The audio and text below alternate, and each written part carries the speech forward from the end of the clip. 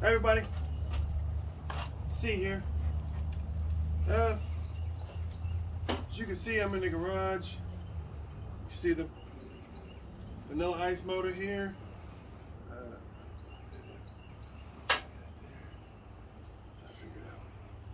figured out. I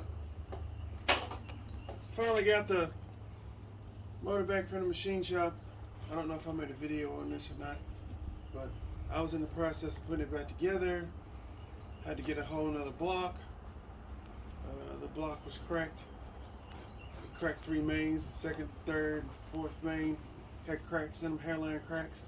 Of course, everybody knows once the block cracks that it's no good. And it vibrated because the machine shop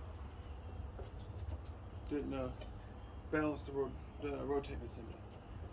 Granted, it happens. You get bad machine work, but you never think it will cost you at least a couple of grand. But hey, sometimes you just got to start over, and sometimes that's just where you are. So I pretty much got it all together. As you can see, the front assembly zone, save for the power steering pump, which is still actually on the car. I just unbolted it, hung it over to the side. For those of you who've never done that, or if you have done it, you ain't always got to unplug something. Sometimes you just unbolt it, hang it over to the side. Keeps you from having to bleed it, because everybody knows that Ford power steering wind. Got that done. So now it's all together. Heads on, plugs in. I put the billet distributor back in it. I went to a standard style distributor because I thought that was my problem. This was me running down all the problems that I had, thinking that there was something that was wrong with the motor other than it being balanced. That something was off, or I had bad parts. So I went through all that, Jack. So once that was done, I got the motor back. We're going back together with it. I got my flywheel on. I just put it on, and I got a new clutch setup. The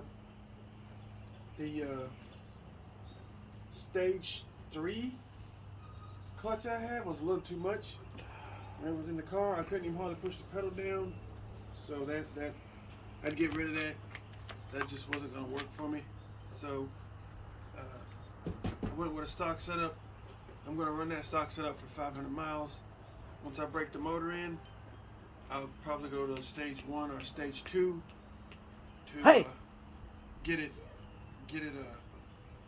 going. We'll see what it'll use, what it'll need.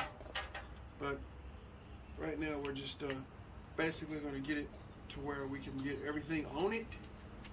And I want to sit it on my stand over here.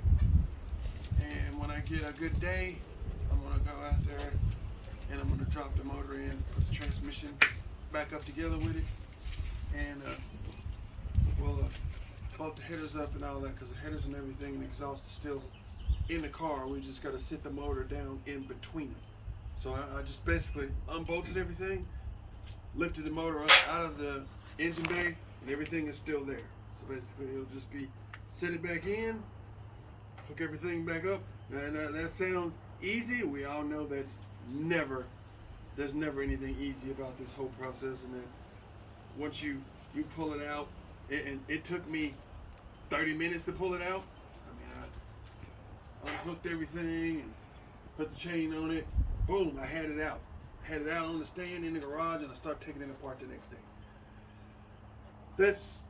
I'm not saying that an accomplished mechanic can't do that, or even your do-it-yourselfer, but if you've done it enough times, and that's the car you work on the most, you should be able to pull it out and put it back in a timely fashion.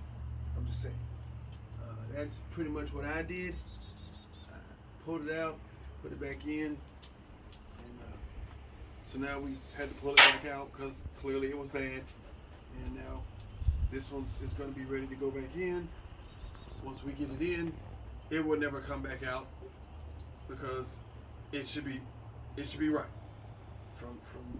From my machine shop guy, he said, hey, once this goes in, only way it's coming out is if it blows up again, which that shouldn't be the case because all the machine shop work is right. It's exact. So we won't be seeing this out, and I got other stuff going on, so I won't drive it enough for it to be damaged, and I still got to put 500 miles on it before I can break it in. But I just wanted to make a little video, let y'all know I'm back at it.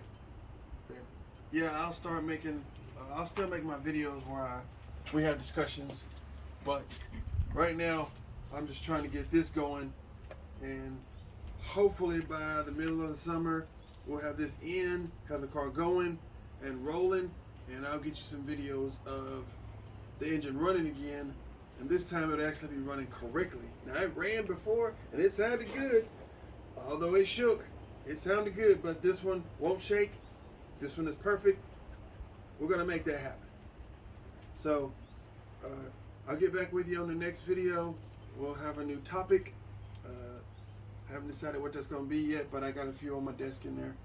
So once I get that done, then we'll hit you up with some more videos. As always, leave feedback and let me know what you think. And keep between the ditches. I'll catch y'all later.